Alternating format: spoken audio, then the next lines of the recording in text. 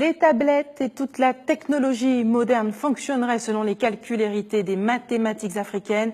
Jean-Philippe Omotunde, bonsoir. Bonsoir. Vous êtes historien et également chargé de mission à l'UNESCO. Vous organisez un symposium sur les mathématiques africaines à Gourobert demain, au centre de vacances du CGOSCH, toute la journée. Alors, on savait que l'Afrique était le berceau de l'humanité, mais elle serait également le berceau des mathématiques. Effectivement, depuis une vingtaine d'années maintenant, les fouilles archéologiques ont révélé que l'Afrique est bel et bien le berceau des sciences mathématiques. Et vous savez qu'en Belgique, par exemple, il y a une statue de 7 mètres de haut de la première tablette de calcul de l'histoire de l'humanité qui a été trouvée au Congo RDC, voyez, et c'est l'attestation de l'invention des 4 opérations, addition, soustraction, division et multiplication. Vous m'expliquiez tout à l'heure que justement qu'il y avait un faisceau de preuves qui attestait que les mathématiques viennent d'Afrique, sont nées en Afrique. Totalement. Par exemple, si nous descendons dans la région de Blombos, en Afrique du Sud, moins 80 000 ans, naissance de la géométrie. Mais pas n'importe quelle géométrie, la triangulation. Et vous savez que cette triangulation, elle est utilisée aujourd'hui pour le GPS. Donc vous voyez, à chaque fois, la modernité de la préhistoire rejoint notre modernité aujourd'hui. On apprend également que le chiffre 0 a été inventé en Afrique. Effectivement, ça c'est les fouilles d'un Français, Auguste Mariette, qui a fait des fouilles dans un tombeau, celui de Néferhotep. C'était un mathématicien qui vivait aux alentours de moins 1700, donc de l'ère ancienne africaine, et qui a notifié sur un papyrus précis, le papyrus Boulak 18, le 0 en utilisant la graphie Néferu. Donc on connaît maintenant aujourd'hui le nom du zéro en Afrique ancienne, Néferu, qui était l'utilisation du zéro dans différents domaines, notamment aussi l'architecture. Ça, il ne faut pas l'oublier. On parle d'une magie des mathématiques africaines, des méthodes de calcul qui seraient beaucoup plus simples que celles que l'on retrouve en Occident. Alors, ça fait maintenant près de 6 ans que j'interviens dans des établissements scolaires, que ce soit des écoles primaires, des collèges, des lycées, même les universités. Et ce qu'il y a de particulier, c'est que voilà, c'est un engouement chaque fois qu'on met en place un atelier pédagogique. Parce que l'Afrique possède autant de systèmes opératoires qu'il y a de civilisations.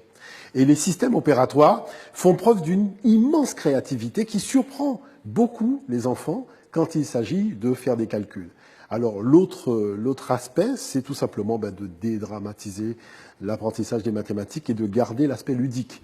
Parce qu'en Afrique, on utilise aussi bien le cerveau créatif que le cerveau cartésien, et c'est ça qui plaît beaucoup aux enfants. Alors ça plaît, mais quelle utilité?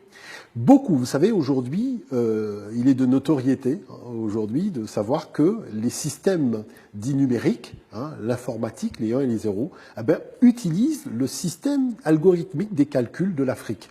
Il faut le savoir, d'ailleurs, Jacques Attali l'a dit il n'y a pas très longtemps sur TF1, effectivement, ce sont les mathématiques de l'Afrique qui font fonctionner les ordinateurs, les tablettes tactiles, les téléphones portables aujourd'hui. L'intérêt, c'est de tout simplement expliquer aux enfants quel est ce mécanisme qui permet en fait de faire fonctionner un ordinateur sur la base des calculs africains. Et ça, c'est extraordinaire. Il y a quelque chose qui vous dérange, c'est que le fait que tous les inventeurs noirs, finalement, ne soient pas connus. Oui, c'est-à-dire que j'ai l'impression qu'on privilégie un peu le négatif, et puis le positif, on le met de côté. Or, vous savez que les enfants, pour s'édifier, ont besoin de modèles positifs. Et nous en avons beaucoup. Oui. Nous en avons Raoul Georges Nicolo, par exemple, très grand mathématicien, physicien, Raoul Georges Nicolo, brillant inventeur, il faut quand même le souligner. Je suis toujours surpris, quand je vais dans des établissements scolaires, de ne pas voir sa photo sur les murs. Vous voyez, on a un grand savant, quelqu'un qui est internationalement reconnu, et pourtant, voilà, il n'existe pas dans les cerveaux de nos enfants. C'est dommage. On retrouve également dans l'histoire le nom d'autres inventeurs, en tout cas d'autres mathématiciens qui ne se connaissaient pas. Je pense à Thomas Fuller, un esclave qui a été déporté en Virginie alors qu'il était analphabète. Alors, vous ouvrez l'encyclopédie Larousse, des plus grands hommes de l'histoire de l'humanité, vous découvrez un mathématicien africain, mais de l'époque de l'esclavage. Parce qu'effectivement, il y avait ce monsieur qui avait été déporté sur une plantation au XVIIIe siècle en Virginie et qui s'est révélé être le plus grand mathématicien de son époque. Bon, vous comprenez qu'il n'est pas resté longtemps sur les plantations puisqu'il a été baladé partout à travers le monde, mais il n'en demeure pas moins que c'est lui qui a permis véritablement de comprendre qu'il y avait en Afrique des algorithmes de calcul qui étaient extrêmement puissants. Alors, quel est le programme demain pour ce symposium sur les mathématiques africaines à Gourobert? Alors, vous savez, en fait, nous faisons le symposium parce que l'an dernier, nous l'avions fait à Bémao. Et depuis, nous avons eu énormément d'interventions en milieu scolaire. Et c'est vrai que aussi bien les enfants, que les parents d'élèves, que les enseignants nous disent il faut faire connaître en fait tout ça, ce patrimoine-là.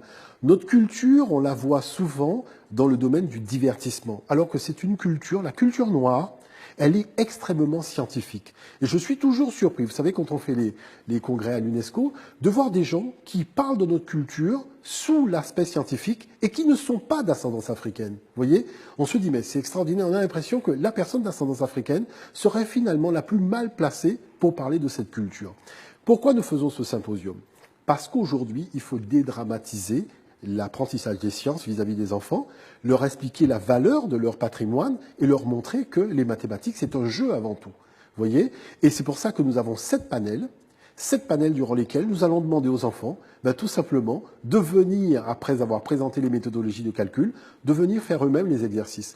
Et nous allons tout simplement aussi remonter au code binaire et leur demander de notifier n'importe quel chiffre en utilisant les variables binaires. Et ça, c'est important. Est-ce qu'on pourrait imaginer qu'un jour, ces calculs de mathématiques africaines seraient intégrés dans le cursus éducatif français? Vous y pensez? C'est le but. Vous savez, j'en ai parlé à pratiquement tout le monde, vraiment, que ce soit les ministres. J'ai eu l'occasion aussi d'en discuter à maintes reprises avec l'éducation nationale. Ce qui me déçoit toujours, c'est le fait, après avoir fait la promotion et des fiches techniques des mathématiques ou des sciences, des 3 points cardinaux, on en oublie toujours un. L'Africain. Vous voyez, on fait l'Est, on fait l'Ouest, on fait le Nord, mais il y en a un, le Sud, le premier. Il y a 3 pyramides construites en Afrique. Ça prouve bien que les mathématiciens étaient d'abord africains. Vous voyez, il ne faut pas oublier que Thalès, Pythagore, Platon ont avoué que c'est en Afrique qu'ils ont découvert les sciences. Les Grecs se sont inspirés. Pythagore a étudié pendant 22 ans les mathématiques en Afrique. Donc, il faut voir que nous avons un patrimoine extraordinaire. Vous imaginez que dans les grandes universités, que ce soit à Harvard, à Yale, on a des bourses qui sont offertes aux Occidentaux pour passer des séjours en Afrique pour découvrir des systèmes mathématiques qu'ils ne connaissent pas. Et ce regard-là, moi j'aimerais bien qu'on l'ait. Parce que les tresses africaines que nos enfants portent, par exemple, ce sont des mathématiques fractales. Donc vous voyez que le paradoxe, c'est que nous avons des maths... Tout un savoir à découvrir demain.